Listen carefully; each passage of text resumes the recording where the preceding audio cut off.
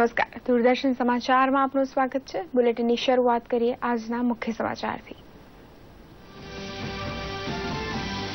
ખેડૂત પુત્રીથી રાજકારણમાં પ્રખર નેતૃત્વ આપનારા કર્મયોગી આનંદીબેન પટેલે આત્મચરિતાર્થ કરતી લખી આત્મકથા સંઘર્ષ પડકાર અડગ નિર્ધાર વ્યક્તિત્વના પુસ્તકને ખોબલે ખોબલે વધાવતા ભાજપા અધ્યક્ષ અમિત શાહ અડગ મનના માનવીને હિમાલય પણ નડતો નથી સૂત્ર સાર્થક કરનાર આનંદીબેને પ્રધાનમંત્રી નરેન્દ્ર મોદીનો માન્યો આભાર।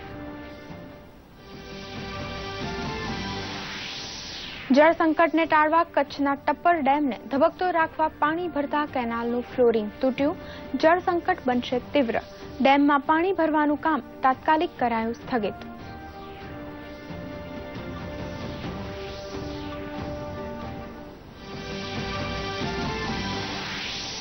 પ્રધાનમંત્રી નરેન્દ્ર મોદીએ ઉભરતા ભારતને આપી નવી પરિભાષા, ભારતીયોએ ભારતમાં પરિવર્તન લાવ્યું હોવાનો વ્યક્ત કર્યો સંતોષ। સામાન્ય જન દેશમાં પરિવર્તન લાવે છે જેનું અનુસરણ સરકાર કરતી હોવાની કરી વાત।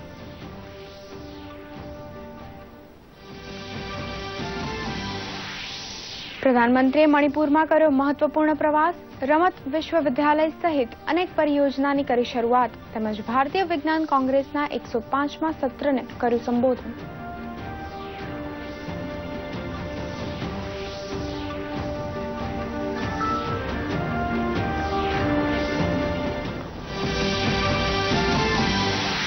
તેલુગુ દેશમ પાર્ટીએ એનડીએથી ફાડ્યો છેડો, ટીડીપીએ લોકસભામાં કરી સરકાર વિરુદ્ધ અવિશ્વાસ પ્રસ્તાવ લાવવાની અરજી, હોબાળા પછી સોમવાર સુધી ગૃહની બેઠક મુલતવી।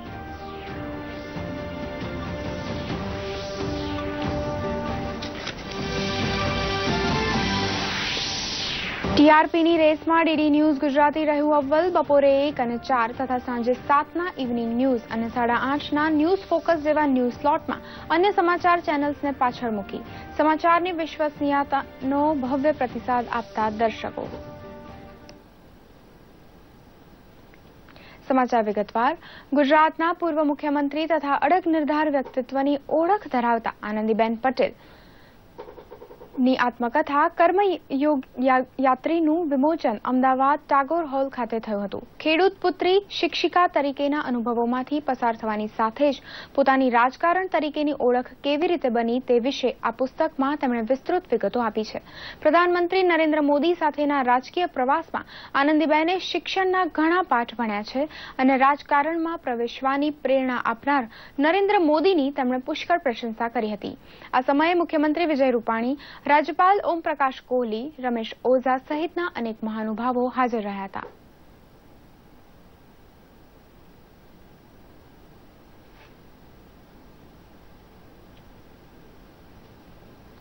માતા, પિતા અને સૌથી મોટા બહેન, આ ત્રણ વ્યક્તિઓએ અમારા બધા ભાઈ બહેનોના જીવનની અંદર ખૂબ મોટું યોગદાન આપ્યું છે। 5મા ધોરણથી લઈને 7મા ધોરણના 3 વર્ષ હું મારા ગામની અંદર છોકરાઓની જેટલી ભણતી હતી ત્યારે હું યાદ કરી છગનભાઈ કરીને એક શિક્ષક હતા, એમને મારી ખૂબ કાળજી લીધી હતી। આ બદીઓને દૂર કરવી બહુ જ અઘરું કામ છે અને બદીઓ ત્યારે જ દૂર થાય અને તમારું લોકો કહેવાનું ત્યારે જ માને કે તમે પોતે એ કરી બતાવ્યું હોય તો જ તમારું એક વાક્ય સામેની વ્યક્તિ સમજે। બાકી એમ જ કે તમે વાતો જ કરો છો, તમારા જીવનમાં કશું આવું બન્યું છે? હું તો સ્વીકાર કરું છું, સૌથી વધુમાં વધુ શીખવાનું જો મળ્યું હોય, સરકાર કેવી રીતે ચલાવવી, નિર્ણયો કેવી રીતે કરવા, મિટિંગો કેવી રીતે લેવી, પ્રવાસ કેવી રીતે કરવો, ભાષણો કેવી રીતે કરવા, વિષયો કયા લેવા, પ્રેસ કેવી રીતે લેવી, આ બધું શીખવાનું નરેન્દ્રભાઈ પાસેથી મળ્યું છે। આનંદીબેનનું જીવન એક પ્રકારથી એમના કટુ આલોચકોએ પણ સ્વીકારવું પડે કે પ્રસિદ્ધિથી દૂર રહી કામ કરવાવાળા રાજનૈતિક કાર્યકર્તા તરીકેનું જીવન છે। તો અનેક પ્રકારની એવી અનેકવિધ એવી ઘટનાઓ છે જે ગુજરાતના સાર્વજનિક જીવનની જાણકારી રાખવાવાળા જાણકારોથી પણ અજાણ હોય। સંગઠનનું કામ કરતી વખતે એ આનંદીબેનના સાથે હું મંત્રીમંડળનો સભ્ય હતો ત્યારે પણ, અને હમણાં ગુજરાતની ચૂંટણીમાં આનંદીબેન મુખ્યમંત્રી નહોતા ત્યારે કાર્યકર્તા તરીકે પણ કામ કરતા મેં આનંદીબેનને જોયા છે અને ત્રણેય સ્થિતિમાં સ્થિત પ્રજ્ઞતાથી સ્વસ્થ ચિત્તે કામ કરતા રહ્યા। કચ્છમાં જળ સંકટ ન સર્જાય તે માટે રાજ્ય સરકારે ટપ્પર ડેમને પાણીથી ભરવાનો નિર્ણય કર્યો હતો. જે પાણી આ કેનાલ મારફતે આવતું હતું તે ડેમના કેનાલનું ફ્લોરિંગ તૂટી પડ્યું હતું. આ ડેમ પૂરો ભરાય તે પહેલા જ કેનાલનું ફ્લોરિંગ તૂટતા ઘણી માત્રામાં પાણી બહાર વહી રહ્યું છે અને પાણીની અછત વચ્ચે ડેમમાં ઊભી થયેલી આ ક્ષતિ આવનારા જળ સંકટને વધુ તીવ્ર બનાવે તેવી સંભાવના છે. હાલ પૂરતું ડેમમાં પાણી ભરવાનું કામ સ્થગિત કરવામાં આવ્યું છે.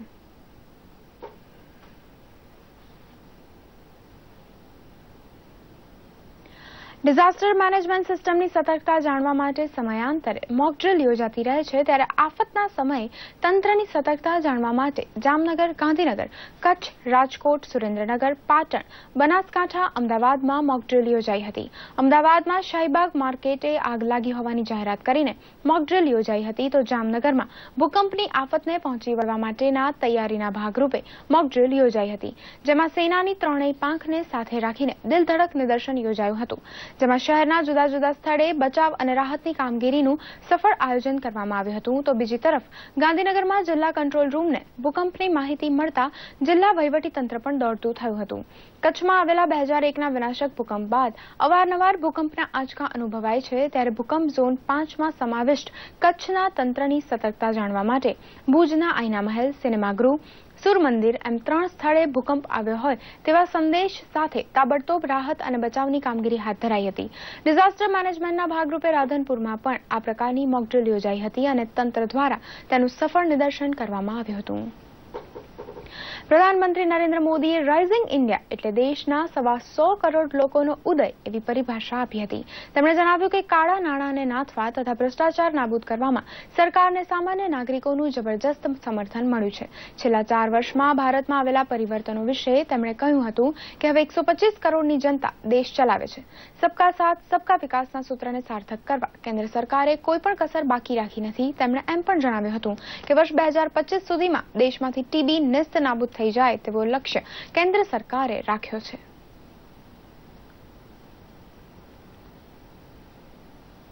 राइजिंग इंडिया का मेरे लिए मतलब है देश के 125 करोड़ लोगों के स्वाभिमान का राइज होना, देश के आत्मगौरव का राइज होना. जब इन्हीं 125 करोड़ लोगों की इच्छा शक्ति एकजुट हो जाती है, उनके संकल्प एक हो जाते हैं, तो असाध्य भी साध्य हो जाता है. પ્રધાનમંત્રી નરેન્દ્ર મોદીએ મણિપુરના પ્રવાસ દરમિયાન 750 કરોડના ખર્ચે તૈયાર થનારા 4 મહત્વપૂર્ણ પરિયોજનાના શુભારંભની સાથે મણિપુરવાસીઓને અનેક વિકાસના કાર્યોની ભેટ આપી હતી, જેના થકી મહિલાઓ અને યુવાનો માટે રોજગારીના નવા દ્વારો ખુલશે. જોઈએ એક રિપોર્ટ. પ્રધાનમંત્રી નરેન્દ્ર મોદીએ મણિપુરમાં 750 કરોડના 4 પરિકલ્પનું ખાતમુહૂર્ત કર્યું. સમગ્ર વિકાસને ધ્યાનમાં રાખી એક રાષ્ટ્ર ખેલ વિશ્વવિદ્યાલયને અધ્યાપક માટે, ડોક્ટર્સ અને નર્સિસ માટે 19 આવાસ પરિસર, 1000 આંગણવાડી કેન્દ્ર માટેનું ખાતમુહૂર્ત કર્યું. સાથોસાથ પીએમએ લવાંગ પોકપા મલ્ટી સ્પોર્ટ્સ કોમ્પ્લેક્સનો પણ શુભારંભ કરાવ્યો. આ અવસરે પ્રસિદ્ધ મહિલા ખેલાડી મેરી કોમ પણ હાજર રહ્યા. પ્રધાનમંત્રી મોદીએ આ અવસરે એક પ્રદર્શનની પણ સમીક્ષા કરી, જેમાં પૂર્વોત્તરની અલગ અલગ કળા તેમણે નિહાળી. અહીં તેમણે હસ્તશિલ્પ, હસ્તકળાના ઉત્પાદન પણ જોયા. મહત્વનું છે કે પૂર્વોત્તરના રાજ્યમાં સમૃદ્ધ કળાઓ એક મોટા રોજગારનું માધ્યમ છે. પીએમ મોદીએ જનસભાને સંબોધિત કરતા આ બધી પરિયોજનાને વિકાસ માટે મહત્વની ગણાવી. સાથોસાથ તેમણે જણાવ્યું કે આના થકી યુવાનો અને ખાસ કરીને મહિલાઓની પ્રગતિ માટે સંસાધનો સરળતાથી ઉપલબ્ધ થશે. પીએમએ પૂર્વોત્તરમાં વધતા સંપર્કના સાધનો વિશેનો પણ ઉલ્લેખ કર્યો. વધુમાં પીએમએ જણાવ્યું કે પૂર્વોત્તરમાં માતૃશક્તિનો પ્રભાવ રહ્યો છે, તેવામાં મણિપુરની કેટલીક મહિલાઓ દેશ માટે પ્રેરણા સ્ત્રોત છે. પ્રધાનમંત્રીએ ઉત્તર પૂર્વના વિકાસમાં ભાગીદારી સુનિશ્ચિત કરવાની પણ વાત કરી અને તેમણે જણાવ્યું કે સમગ્ર દેશ ત્યારે સાચા અર્થમાં વિકાસ કરશે જ્યારે આ વિસ્તારનું સંપૂર્ણ વિકાસ થશે. બ્યુરો રિપોર્ટ, દૂરદર્શન સમાચાર, અમદાવાદ. પ્રધાનમંત્રી નરેન્દ્ર મોદીએ મણિપુર વિશ્વવિદ્યાલયમાં વિજ્ઞાન કોંગ્રેસનું ઉદઘાટન કર્યું. વિજ્ઞાન કોંગ્રેસનું 105મા સત્રનું આ વખતે મણિપુરમાં આયોજન થવા જઈ રહ્યું છે. ભારતીય વિજ્ઞાન કોંગ્રેસ આખા વિશ્વના વૈજ્ઞાનિકોનું એક વાર્ષિક સંમેલન છે. જોઈએ એક રિપોર્ટ. સંધાન અને આવિષ્કારોને આજના સમય મુજબ દેશના વિકાસ માટે કરવું જરૂરી છે.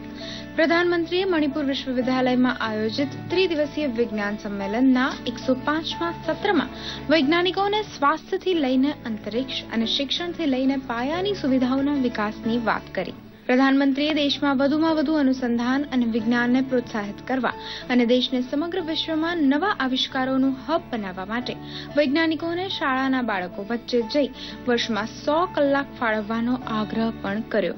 બદલાતા પર્યાવરણના પડકારોને ધ્યાનમાં રાખીને પીએમએ નવી ટેકનોલોજીના વિકાસની વાત કરી. સાથોસાથ વૈજ્ઞાનિકો પાસેથી દેશના ઉદ્યોગોથી લઈ ખેતી સુધીની સ્થિતિ બદલવા માટે સંકલ્પ પણ લેવડાયો. પ્રધાનમંત્રીએ દેશમાં કાર્બનિક ઇંધણની ખપત 2030 સુધી ઘટાડવાની વાત કરી. તેમણે કહ્યું, સ્વચ્છ ઉર્જા સ્ત્રોતોને ભારત 2030 સુધી 40% સુધી વધારી લેશે.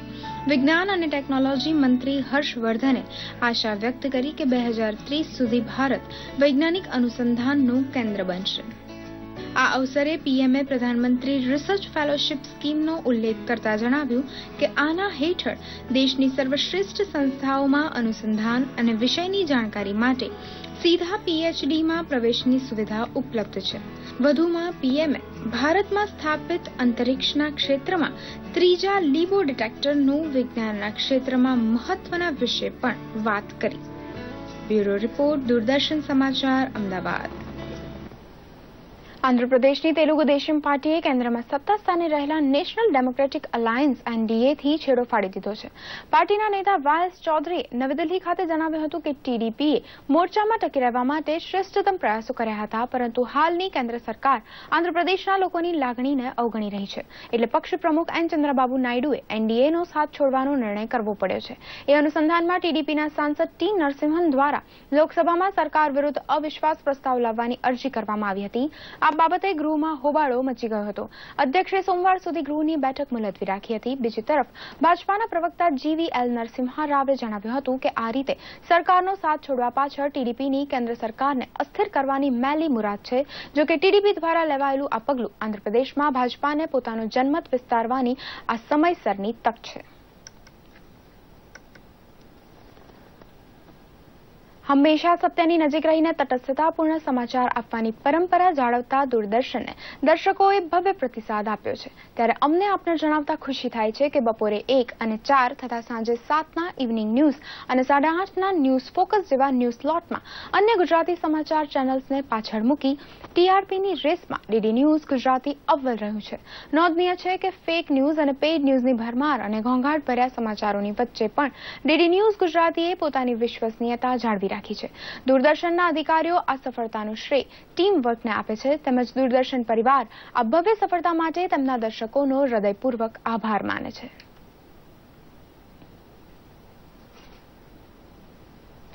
ઓલ ઇંગ્લેન્ડ બેડમિન્ટન ઓપન ચેમ્પિયનશિપની સેમીફાઇનલમાં ભારતીય ખેલાડી પીવી સિંધુએ સ્થાન મેળવી લીધું છે.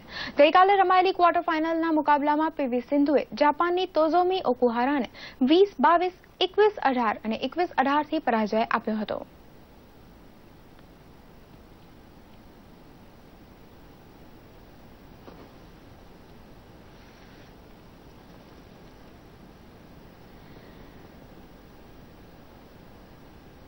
અને જતા જતા આપણે ત્યાં ઉનાળાનું આગમન થઈ રહ્યું છે ત્યારે ચાઇનીઝ સોશિયલ મીડિયામાં બરફ ખાતા વિડીયો મૂકવાનો ટ્રેન્ડ શરૂ થઈ ગયો છે.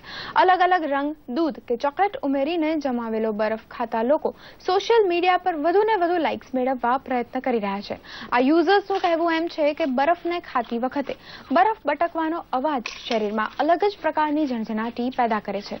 આવો જોઈએ કેટલાક યુઝર્સે શેર કરેલો વિડીયો.